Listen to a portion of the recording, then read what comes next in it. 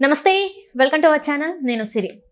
ఇక జగన్మోహన్ రెడ్డి గారు అయితే బెంగళూరు నుంచి వెళ్ళి ఏపీ అయితే వచ్చిండ్రు. ఏపీ వచ్చిన తర్వాత కనీసం జనాల మధ్యలో పోతారు అనుకుంటే ఆయన జనాల మధ్యలో కాకుండా ఆయన జైలు యాత్ర మొదలు పెట్టాలనుకుంటున్నారని చెప్పేసి మరి వార్తలు వస్తున్నాయి. మరి ఇందులో ఎంతవరకు వాస్తవం ఉంది ఏంటనేది మనకి వివరించడానికి మనతో పాటు ఉన్నారు ప్రముఖ senior journalist, political analyst CS Rao గారు. నమస్కారం సార్. నమస్తే సార్, ఇప్పుడు జగన్మోహన్ రెడ్డి గారు ఇక్కడ 2 రోజులు అయితే ఏపీలో ఉన్నారు, జనాల్ని చూసిండ్రు, అయిపోయింది. మళ్ళీ పోయి ఎలహంక ప్యాలెన్స్ లో విందు వినోదం అని చెప్పేసి జల్సా చేసి ఇప్పుడు మళ్ళీ ఏపీకి వచ్చినాక కనీసం ఇప్పుడన్నా జనాల మధ్యలో పోతారంటే అట్లా కాకుండా జైలు యాత్ర చేద్దామని చెప్పేసి అనుకుంటున్నారట. మరి ఇందులో ఎంతవరకు వాస్తవం ఉంది ఏంది? ఇప్పుడు ఆయన జగన్మోహన్ రెడ్డి గారు సరే ప్రతిపక్ష హోదా లేకపోయినప్పటికీ ఒక పార్టీకి అధినేత, మాజీ సీఎం, కనీసం దానికైనా సరే ఆయన తగిన విధంగా వ్యవహరించాలి కదా. కానీ ఆయన చెప్పిన దాని ప్రకారమే 39 ఎంత సంథింగ్ తన పర్సెంటేజ్ ఉందని చెప్తున్నారు. 39% ఉందని చెప్తున్నారు. ఈ 39% కోసం నేను పనిచేయాలి, ఆంధ్రప్రదేశ్ ప్రజల కోసం నేను పనిచేయాలి అని చెప్పి ఆయన తొలి రోజుల్లో చెప్పారు. ఆ 39% కోసం అయినా సరే ఈయన ప్రజల్లో అయితే ఉండాలి కదా. రిజల్ట్ వచ్చిన తర్వాత ఆయన ఎప్పుడు తాడేపల్లిలో ఉంటారు, ఎప్పుడు బెంగళూరులో ఉంటాడో అర్థం కానిటువంటి పరిస్థితి. సొంత క్యాడర్కి అర్థం కాని పరిస్థితిలో ప్రజలకి ఏమర్థం అవుతారు? పైగా విపత్తు వచ్చినప్పుడు ప్రజల మధ్యలో ఉండాలి, పదవి ఉన్నా లేకపోయినా. ఇది ఎవరైనా చెప్తారు. ఆ కనీస ధర్మాన్ని కూడా పాటించకుండా జగన్మోహన్ రెడ్డి గారు బెంగళూరు వెళ్ళిపోతున్నారు, బెంగళూరులో ఉంటున్నారు.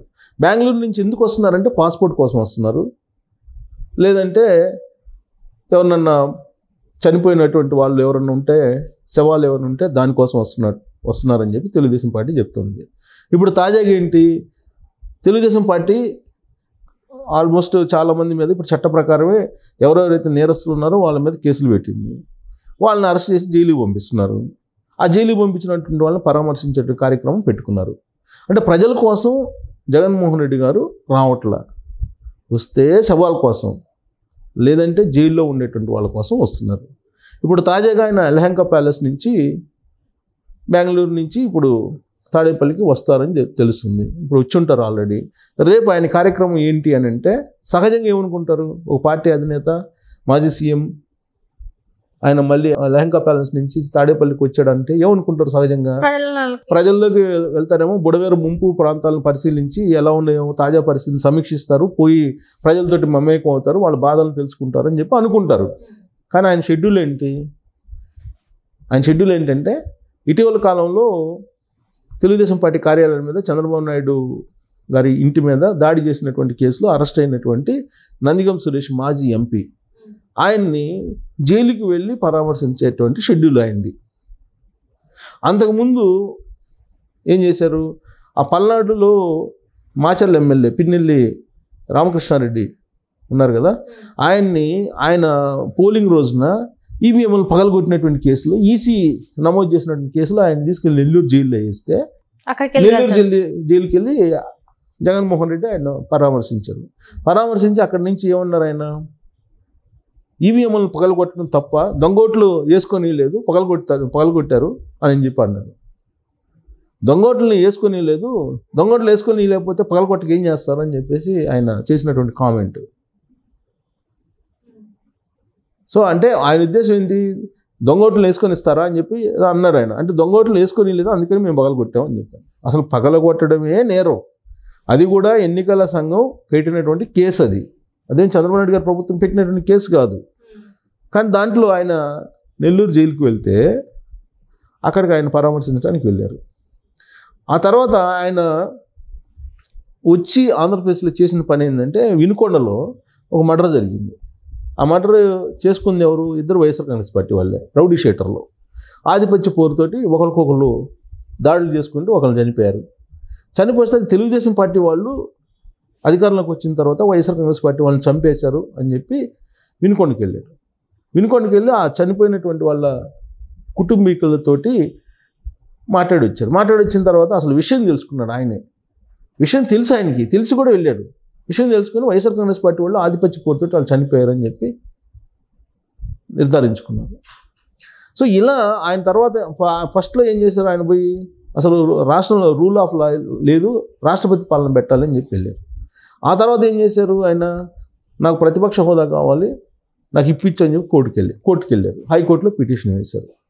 ఆ తర్వాత ఏం చేశారు, ఆయన లండన్ వెళ్ళడానికి పర్మిషన్ తీసుకొని లండన్ కోసం పాస్పోర్ట్ కోసం డిప్లొమాటిక్ పాస్పోర్ట్ రద్దు అయిపోయింది అని చెప్పారు. విజయవాడ ప్రజాప్రతినిధుల కోర్టులో ఏం చెప్పారంటే దీని మీద నీకు డిప్లొమాటిక్ పాస్పోర్ట్ ఉండదు, ముఖ్యమంత్రికి కాదు కాబట్టి అని చెప్తే సరే 5 సంవత్సరాల పాస్పోర్ట్ ఇవ్వండి 1 ఇయర్కే ఇచ్చారు.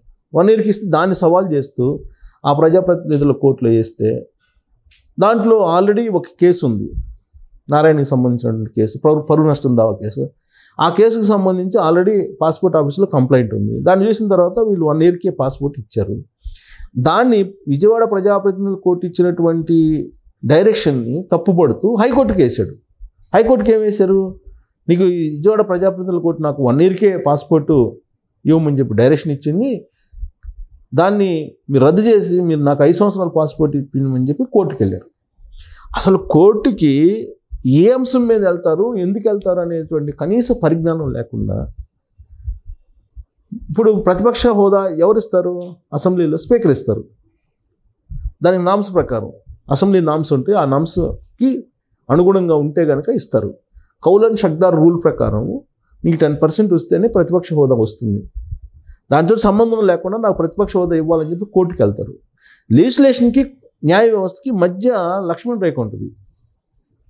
ఈ లెజిస్లేషన్ పోయి నీకు కోర్టులు న్యాయ వ్యవస్థల్ని నీకు రైట్ చేయాలని ప్రయత్నం చేయదు.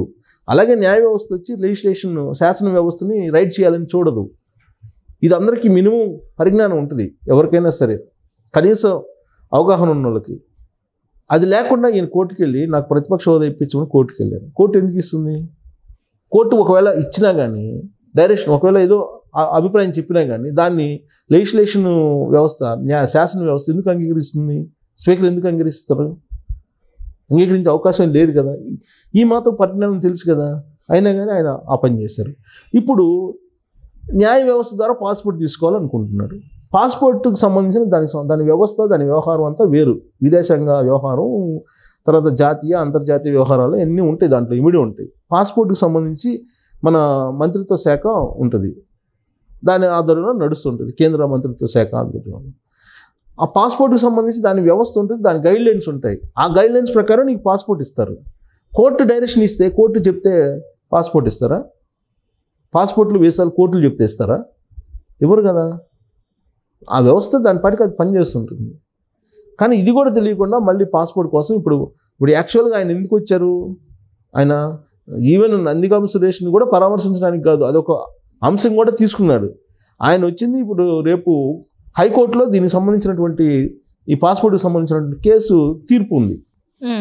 ఇప్పుడు ప్రజాప్రతినిధుల కోర్టులో విజయవాడలో ఏమైంది అంటే ఆయనకి 25,000 డబ్బులు కట్టమన్నారు. వ్యక్తిగతంగా హాజరయ్యి 5 సంవత్సరాల పాటు నీకు పాస్పోర్ట్ కావాలి, డిప్లొమాటిక్ పాస్పోర్ట్ కాకుండా జనరల్ పాస్పోర్ట్ 5 సంవత్సరాలు కావాలంటే నువ్వు 25,000 రూపాయలు వ్యక్తిగతంగా హాజరయ్యి నువ్వు సంజయ్షి చెప్పు ఇస్తామని చెప్పారు. ఇప్పుడు ఒకవేళ హైకోర్టులో కనుక ఇదే చెప్తే రేపు కోర్టులో హాజరయ్యి 25,000 రూపాయలు కట్టి 5 సంవత్సరాల పాస్పోర్ట్ తీసుకోవడానికి వచ్చారు. అలా కాకుండా సంవత్సరం పాస్పోర్ట్ మీద నీకు లండన్ వెళ్ళాలి అనుకుంటే ఇప్పుడు ఆయన పర్మిషన్ ఎప్పుడు తీసుకున్నారు?